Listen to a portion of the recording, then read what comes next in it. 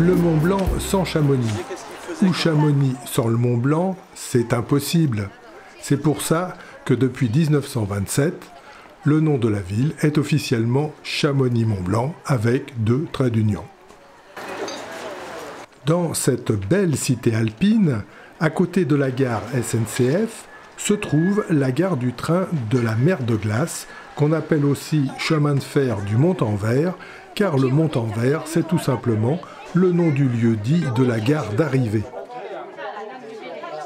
En 1892, les chamoniards se montrent résolument hostiles au projet d'implantation du train.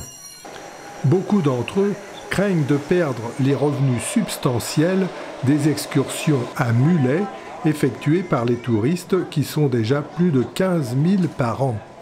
Plus généralement, les chamoniards redoutent que des intérêts étrangers ne s'emparent de l'exploitation touristique du massif du Mont Blanc. En 1893, le Conseil général émet un avis favorable, à condition que seule la responsabilité de l'exploitant soit engagée dans l'entreprise et que ce dernier ne construise pas un second hôtel au Montanvert de nature à concurrencer l'établissement rentable de la commune de Chamonix. De 1909 à 1955, les trains sont tractés par des locomotives à vapeur suisses. À partir de juin 1955, la traction électrique prend le relais. Les rames sont fabriquées en coopération par une société suisse et 2 sociétés françaises. Le trajet dure maintenant 20 minutes au lieu de 55 et la fréquentation bondit à 600 000 voyageurs en 1960. Certes, le réseau de ce train à crémaillère et à voie métrique n'est pas long, à peine plus de 5 km. Mais après une belle grimpette de 900 mètres, il nous conduit dans le site exceptionnel de la mer de glace, qui est le plus grand glacier français. Les touristes apprécient l'endroit puisque la fréquentation du train atteint 800 000 voyageurs en 2009. Il fonctionne l'été et l'hiver, à raison d'un départ toutes les 20 à 30 minutes.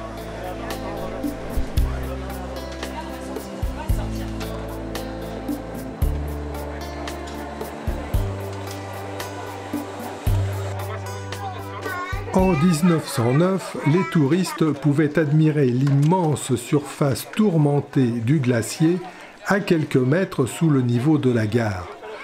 Depuis 1909, le glacier a perdu 130 mètres d'épaisseur à cet endroit. Aujourd'hui, il faut emprunter une télécabine, puis descendre ensuite 580 marches pour atteindre le niveau du glacier et pouvoir visiter la grotte de glace. Depuis 2010, la fréquentation est en baisse, d'une part à cause de la rétraction du glacier, mais aussi à cause des 580 marches à descendre lorsqu'on sort de la télécabine. Le site va donc être entièrement repensé. Quand il n'y aura plus de glace, puisque la fonte du glacier est inéluctable, une nouvelle télécabine permettra en 2023 de rapprocher touristes et randonneurs des grands itinéraires du massif. La gare sera reconstruite de façon volontairement minimaliste et bien intégrée à la montagne.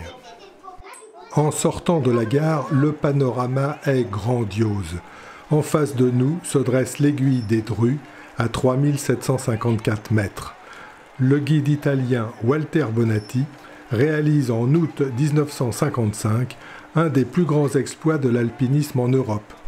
Il effectue en solitaire l'ascension du pilier sud-ouest en 6 jours et 5 nuits, 5 nuits de bivouac pendant lesquelles il est accroché à la paroi quasi verticale. Sujet au vertige, s'abstenir.